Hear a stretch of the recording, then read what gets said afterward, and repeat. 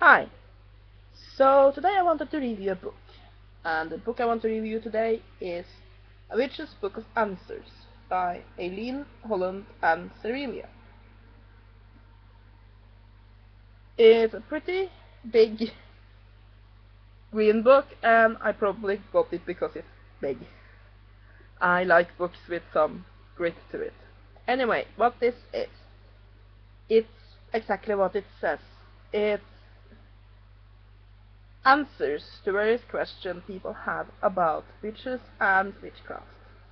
And these questions go from the absurd, like there's a question in here, can witches see their reflection in mirrors? Right. To sensible questions about how incense are used and so on and so forth. In many ways this is a book more presented for those that are not witches themselves but are curious than for those that actually are witches. But it's an interesting book. Now, since these are actually personal answers from these two authors, their personal viewpoints will be very much in the foreground. And I know that a lot of people that have read this book have had a problem with it being somewhat dogmatic, and I can see where they're coming from, because when you ask a question you sort of have to answer it from your own point of view. So yeah, let me just read a few of the questions and answers so you can see sort of what this book is about. So let's see. When is the right time to come out of the broom closet? Question. There are many factors to take into consideration. The number one fear is usually for children, our jobs, and so on. Times are changing, though. Wicca is becoming more known. It will take time for everyone to feel safe enough to say they're a witch or a Wiccan. Some witches have the freedom to do just that, but some do not. There are witches out there who are able to put their lives in the light and speak and teach others about witchcraft and paganism. We should be very grateful to them, but we also have to honor the decisions of those who cannot do so. The answer. So yeah, some of the answers are somewhat detailed, some of them are not. Now, two more concerns a lot of people have had about this book, which I do see. Some say that the authors have a problem separating between witches and Wiccans. And I can sort of see it. They have a direct question about that in here, and they do make the distinction, but there are a lot of times they use these terms interchangeably, and of course that is a pet peeve of mine, and I think that sort of this book plays into that misconception that if you are a witch, then you are a Wiccan. I don't think the authors really think so, but I think since they are both Wiccan, they are so caught up in their own path that for them the words have become interchangeable, and they have a problem when they're writing to separate it. So yeah. Some people also use this as a beginner's guide, and I wouldn't really recommend it, because, like I said, this is a questions and answers book, and as such, each topic is just so briefly brushed upon. So yeah, let's take another question, shall we? How do we work magically with the gods? Each deity sort of vibrates at his or her own frequency, and we feel the energy when we work with them. We access I can't speak English today. We access the particular quality of the energy in accord with how it corresponds to us or to our magical working. Venus for love, spell, Freya for trance magic, Poseidon for sea power, and so forth. When we invoke the god and goddess, we experience his or her particular energy. As you work with different deities, you become aware of how different their various energies feel. This is a subjective thing, though, since we all different. I might sense Kali as female energy, a strongly positive, transforming force, while another witch might feel her as a horrifying darkness. Now, here's another problem with the book. I know a lot of Wiccans, which of course this would appeal the most to since it is very Wicca-centric, who would take offense at this because it presents all kind of magical work with the gods as a way to work a spell and get something out of it. While for a lot of Wiccans, the getting something out of it yourself is secondary. It is developing a relationship with the gods and worshipping them as representatives of nature and the divine force, which are the most important thing. It is the same as to say that for a Christian, asking for things in prayer is the most important thing. And when somebody asks, how do I get a relationship with God? And they say, yeah, you have to ask for a motorcycle. And yeah. So this book sort of, I'm not really sure what market they were looking at, because in one way it's very Wicca-centric, but in other ways it is very sorcery-centric, and by sorcery I mean non-religious magic. So I'm not really sure who I should recommend this book to. It's not poorly written. Some of the information in here is good. It's just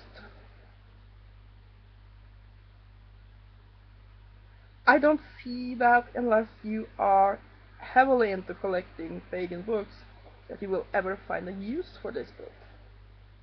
So if you can find it relatively cheap, you might have a good read with it, because it is big and some of the questions are interesting, but I'm not sure I would recommend it as a gift to mundane family members or friends to clear up things, because there are quite a bit of misconceptions presented in the book as well. I'm not sure I would recommend it to Wiccans, because it has some sections like that which can be quite offensive, and I'm not sure I would recommend it to other witches because it's so Wicca-centric. So I'm sort of stuck in it's an okay book, but I'm not sure who would benefit from reading it. It's definitely not a book that you need to have, say it like that. So let me take one more question from the book, question and answer from the book, just to give the general feel of how the book works. But I don't want to read too many of them, because I don't want to infringe on their copyright. Let me see what chapters are there. Yeah, I can take the chapters as well, because the questions are sorted into chapters or topics. You have chapter 1 about witches, chapter 2 becoming a witch, chapter 3 a witch's life, chapter 4 a witch's skills, and chapter 5 witchcraft. And basically each chapter also have sub-chapters. I'm not sure if my camera could see that. Not very well. There we go. So the book is well organized, I can say that for it. But let me take a question from Magic under Witchcraft on page 320. 320. So, I want to help my relative get well, but I'm not sure how. If I light a candle and meditate, would this be enough? And then the answer is, my magic is simple and works powerfully well. Exercise. From time to time, when you have the time and space to focus on it, think about how your loved one's illness or physical problem and direct healing energy to the specific body part involved. How you do this is up to you. Picturing colored lights surrounding the body part is perhaps the most common method, but you should do it in whatever way makes the most sense to you. Be very careful, however, to channel energy when you do this. Using your own energy can drain you or make you ill. So yeah, there are some exercises in here as well, so it's a bit of a mixed bag. And just as a side note, yes, lighting a candle and thinking positive energies will actually work. It's a simple spell, but it works. But yeah, that is all this book is. It's questions and answers. And if this sounds interesting to you, then the book isn't bad. However, you have to be aware that A, these are personal answers from these authors, so it will contain their dogmatic views. They haven't sort of been thinking, how can I write this to make it universal, sort of, if you get what I mean, but have spoken directly from their opinion, which is both a good thing. It can also be a bad thing if you disagree with them, because then the book will seem a bit iffy. Secondly, there is a bit of a problem with the Wicca versus witch thing. Yes, there are sections where they directly say, no, it's not, witch is not necessarily a Wiccan, and so on, but I do mix the terms up so much that, yeah. And the third is, I'm not really sure how you would use the book. Some of the exercises, some of the sections are very good, but it's a bit of a strange format for a beginner's book, and since the answers are often so dogmatic, I don't think they work very well to clear up misconceptions with people who are not into this religion or this practice. So yeah, I'm not really sure who I would recommend the book to. I would say that it is a good book though. It's a bit strange book, and I like strange books. I like that I've tried an unusual format. I would give this book a 7 out of 10. And if it is something that interests you, or if you have a ton of pagan books and are looking for something different, then you might want to check this out. And that is my review of A Witch's Book of Answers by Eileen Holland and Cerelia. Yeah, I usually say that how big it is, how many pages. So, because I'm strange, it is 370 pages including the index. So yeah, I hope you liked the review. Have a great day, and blessed be.